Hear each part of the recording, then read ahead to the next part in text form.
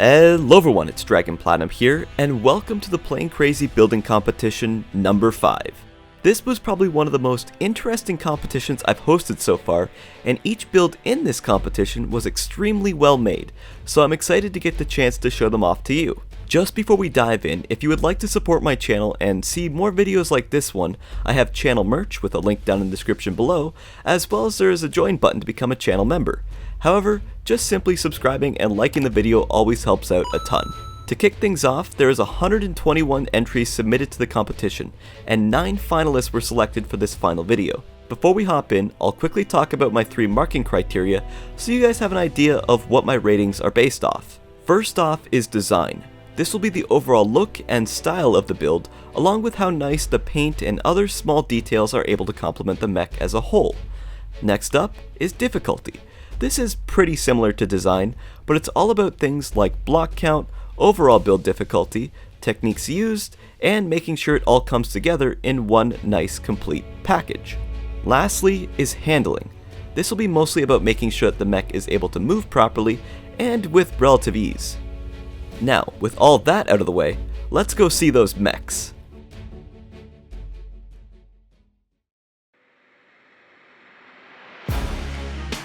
To kick things off is Civilman's Ryusei Go Gundam. This speedy little guy was the fastest mech in the competition.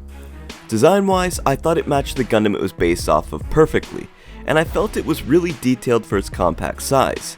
However, it also felt really simplistic when compared to the competition, and I really would have liked to see the concept taken a little bit further, and maybe even given a custom twist. Difficulty-wise, this build was the smallest of the bunch, but was really solidly put together. Handling wise is where this mech shined. Speed and control was the name of the game with this little guy. Not only was it quick, but it was also able to handle the speed just fine and didn't ever lose control. Overall, for Civilman's final score, they received a 7 in design, a 7 in difficulty, and a 10 in handling.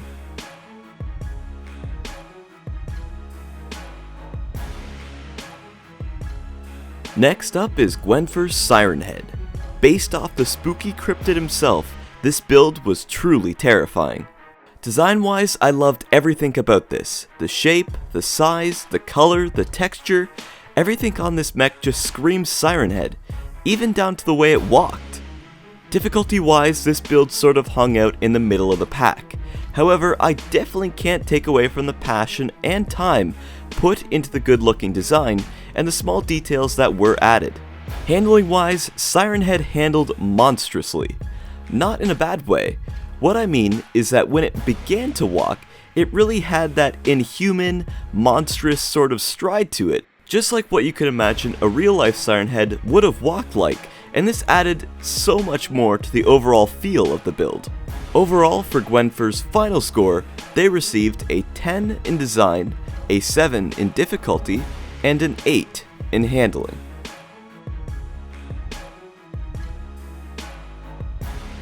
Next up is RBK321's Japanese Spider Crab. Based off the real-life giant, it was really well done, and an example of how to put something together neat and clean. Design-wise, I really liked it.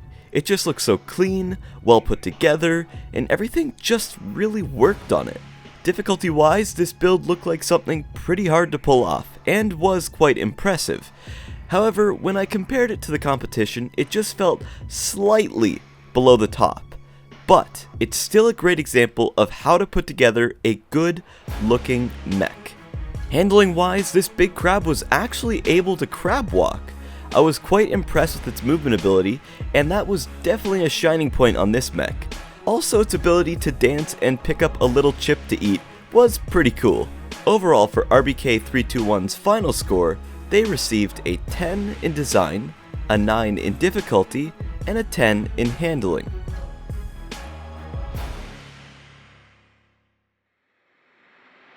Next up is Turtle Kaiju's Mecha Gojira. This overgrown metal lizard looked mean and was always ready to breathe some flames.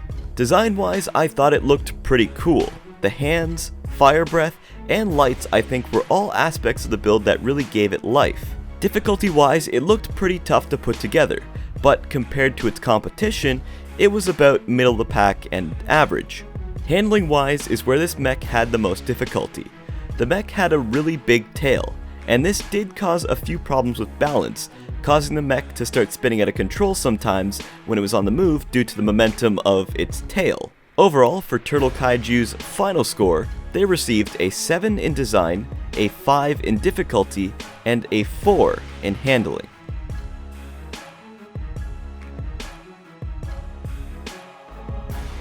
Next up is the Real Super Ninja's Thunderjaw. This mech was taken straight out of the video game Horizon Zero Dawn and reincarnated in Plain Crazy. Design-wise, I loved this build. I'm a big fan of the game it's from, and I must say it was a super faithful recreation of the awesome robotic T-Rex. Difficulty-wise, it was pretty impressively put together and looked basically identical to its video game counterpart. The only place I was a little upset to see was the couple rocket engines floating in front of the mech. I understand that there probably wasn't any other way around it, but I still would have hoped maybe there could have been some other way to get the mech to move properly without sacrificing the design. Handling wise, this mech didn't have any problems at all from what I saw, and overall worked really well. Overall, for Real Super Ninja's final score, they received a 9 in design, an 8 in difficulty, and a 9 in handling.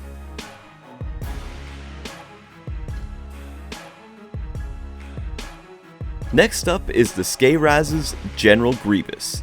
This mean Jedi slaying machine had 4 arms, 4 lightsabers, and was ready to fight. Design wise, it looked pretty decent overall, although again, I did take issue with the fact that the feet had to have floating rocket engines to help it move. In a competition this hard, even small things like this can cost points. Difficulty wise, this was no doubt something hard to put together.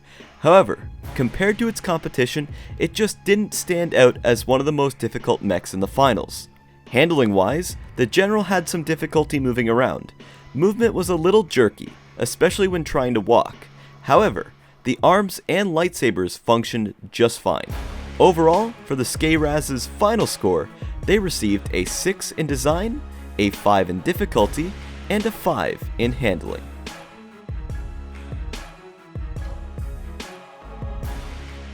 Next up is Near Rear Swamp Fujin. This quadrupedal bot is a swampy variant of the Fujin from War Robots. Design-wise, I was quite impressed. It had a lot of detail in the legs and main body, and everything just came together to make the bot look like a mean war machine.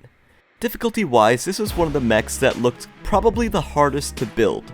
However, I will add on that the movement system, although it looks complicated at first, is actually quite simple, and I would have been interested to see some more movement capability in the legs.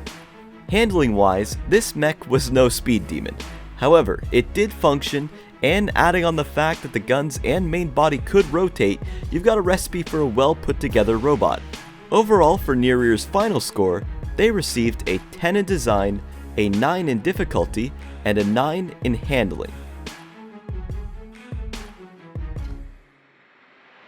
Next up is I Like 5 Banana's Fire Dragon. This fire-breathing flying lizard was definitely one of my favorite mechs in the competition, possibly a little bit of bias there.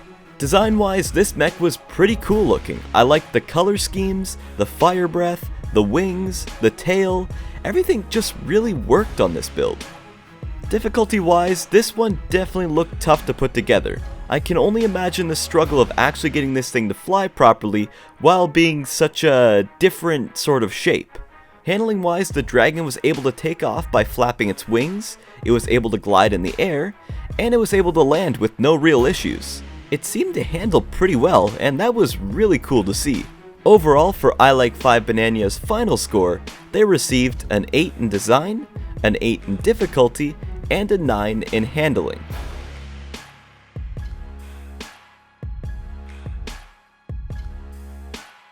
Last on the chopping block is 56 Killer Views LRX 50 Desert Breacher.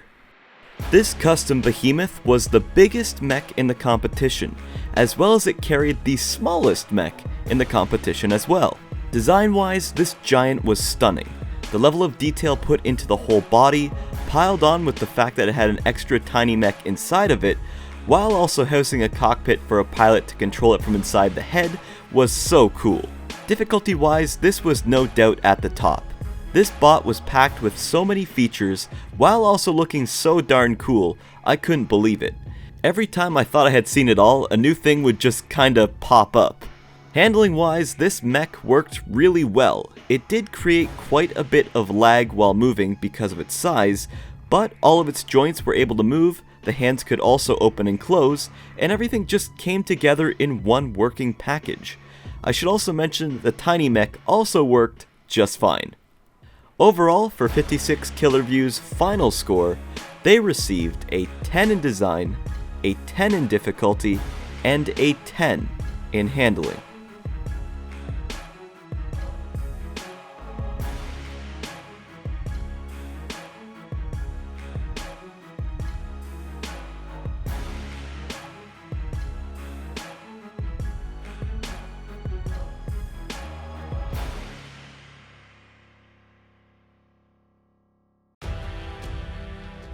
Before we get to the winners, I would like to thank all the people who submitted their builds to this competition. This was hands down the hardest competition to get to the finals. There were so many other mechs that could have made it and had just as good of a shot at victory as the ones that did make it to the finals. Speaking of finalists, to everyone who did make it to the finals, thank you for coming out to the recording sessions and making this video possible. I'd also like to say that this competition was especially hard to judge, and I had to rewrite my scripts 3 times and be hypercritical to nail down the top 3. Even now as I go to announce the winners, I still think that there were other builds that could have easily taken a spot if not for a few small things. Anyways, without further ado, let me present to you your 3 winners. In third place, with a score of 28, is Near Rear with the Swamp Fujin. In second place is RBK321 and the Japanese Spider Crab with a score of 29. And in first place, with a perfect score of 30, we have 56 Killer View with the LRX-50 Desert Breacher. Well, there we go guys. That's all I've got for this competition. I hope you all enjoyed this video.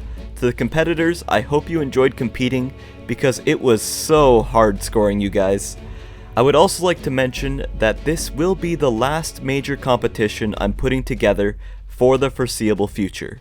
These competitions are always a lot of fun to make, but are really stressful and time consuming, and I have other ideas I want to focus on and kind of branch off to new things.